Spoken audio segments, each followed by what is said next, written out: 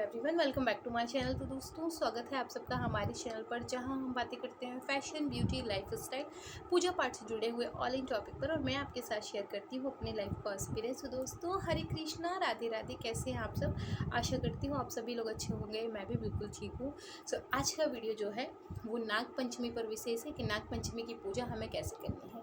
तो देखिए, जो सावन का महीना है वो भगवान शिव को समर्पित है, और जो नाग पंचमी है वो सावन के महीने में ही पड़ती है, सावन मास में ही आती है।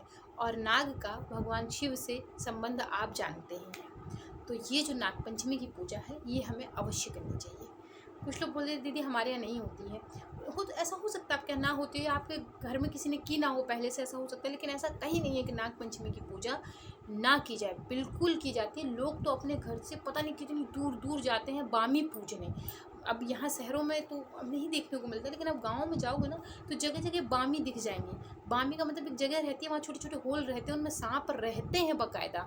लोग वहाँ जाते हैं पूजन करने। और आप विश्वास जानिए, किसी को कोई डर नहीं लगता कि हम पूजा करेंगे तो सांप बाहर आके हमको काट लेगा या ऐसा कुछ है। ऐसा किसी को कोई डर नहीं लगता। तो दोस्तों, अगर जैसे कि आप शहर में रहे, जैसे बहुत सारे लोग फ्लैट में रहते हैं, अब बामी ढूंढने कहाँ जाएं भाई? शहरों में तो आजकल सब टूट टाट के घर बनते जा रहे हैं, तो इतना वो है ही नहीं। तो हम घर में ही सरल विधि के साथ पूजा कैसे करें वो मैं आपको इस वीडियो में बताऊंगी। सबसे पहले आप नाग पंचमी वाले दिन सुबह उठकर स्नान इत्यादि करके जो दैनिक क्रियाएं हैं उनसे निर्वृत्त हो जाइए। मिट्टी के नाग नागिन का जोड़ा आप तैयार कर सकते हैं, ठीक है। अगर आपके पास मिट्टी के नाग नागिन का जोड़ा तैयार नहीं कर सकते हैं तो आपके लिए अति उत्तम है कि आप चांदी के छोटे छोटे नाग नागिन का जोड़ा ले लें। 200-400 रुपये में आता है, इससे ज़्यादा में नहीं आता है। 200 या वो पतला सा तार रहता है, उसी के नाग नागिन का जोड़ा बना रहता है, उसको ले लें, ठीक है। एक चौकी पर पीले रंग का या सफ़ेद रंग का वस्त्र बिछाइए। जो कि भगवान शिव से भी संबंधित ये पूजा है, तो आप सफ़ेद रंग का वस्त्र बिछा लीजिए। और सफ़ेद रंग का वस्त्र बिछाकर उस पर ही आप अपने जो है सबसे पहले गणेश भगवान का आवाहन करिए। गणेश भगवान जी का अगर विग्रह है तो बहुत अच्छी बात है, फोटो है तो भी हो सकता है, नहीं है तो सिपाड़ी पर कलावा लपेट के आप भगवान श्री गणेश का जो है आवाहन कर लीजिए। चौकी पर कपड़ा बिछाइए। उसके बाद जब आप भगवान गणेश का आवाहन करें तो एक पान का पत्ता रख लीजिए, उसी पर सिपाड़ी रखकर भगवान गणेश का आवाहन कर लीजिए। साथ में गौरी जी का भी पूजन करिए। गौरी गणेश को एक साथ आवाहन किया जाता है, तो हल्दी की आप गौरी जी भी बना सकते हैं, लिंग टाइप का बना के रख लें तो ये गौरी जी का आवाहन हो गया। उसके बाद आप स्नान कराइए गणेश भगवान का। उनको आप जो है कुमकुम लगाइए, चंदन चढ़ाइए, लाल सिंदूर चढ़ाइए, जनेऊ चढ़ाइए, वस्त्र चढ़ाइए, वस्त्र रूपी कलावा चढ़ाइए, कलावा बांधिए, फूल चढ़ाइए। लाल गुड़हल के फूल उन्हें बहुत प्रिय होते हैं, नहीं है तो कोई भी लाल रंग का फूल आप उन्हें चढ़ाइए। इस प्रकार से धूप दीपक दिखाने के बाद आप गणेश भगवान का पूजन करके हाथों को अच्छे से धुल के आचमन निकालिए।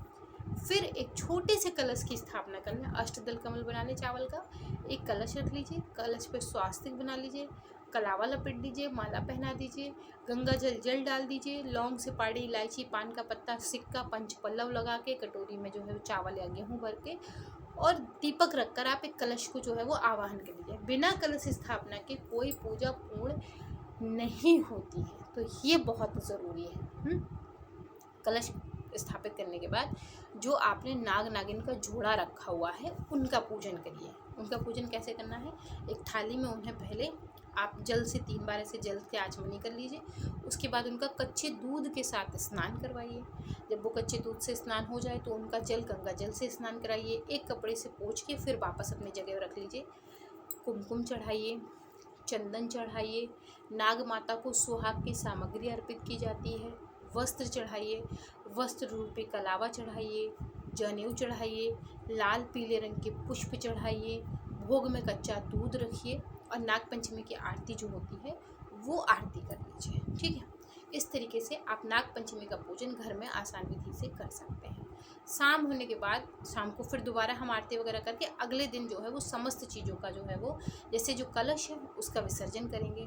जो नाग नागिन का जोड़ा है जिसकी आपने पूजा की है वो ब्राह्मण देवता को दान किया जाता है।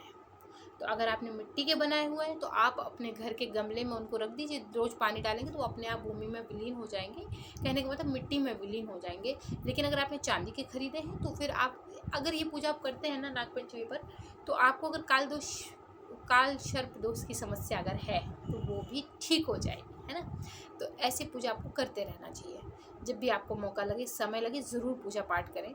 वो जो नाग नागिन का जोड़ा है वो कोशिश करके उनमें एक छोटा सा रुमाल ही रख लें, या एक थाली में एक चादर रख के उसमें नाग नागिन का जोड़ा रख के दान की संपूर्ण सामग्री रख के, जैसे कि 1 किलो चावल रख लीजिए, गुड़ रख लीजिए, थोड़ा सा घी रख लीजिए, कुछ दान दक्षिणा रख लीजिए, और ये आप किसी ब्राह्मण देवता को दान कर दीजिए। इससे आपके जीवन में अगर आपको काल सर्प दोष की समस्या है तो उसमें राहत मिलेगी ही मिलेगी। ठीक।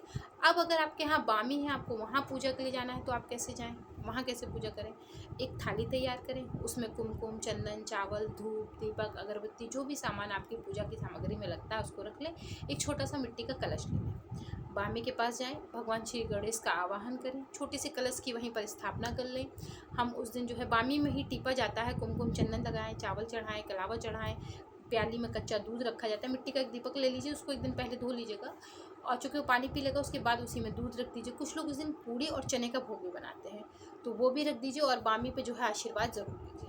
इन सब पूजा को जब आप कर लें तो भगवान शिव के दर्शन बहुत महत्वपूर्ण होते हैं। तो शाम के समय में जाके भगवान शिव के दर्शन ज़रूर करें। घर में अगर शिवलिंग है तो बहुत अच्छी बात है, किसी कारणों से आपके घर में अगर शिवलिंग नहीं है तो आप कहीं मंदिर जाकर जो है भगवान शिव का जो है दर्शन ज़रूर करें।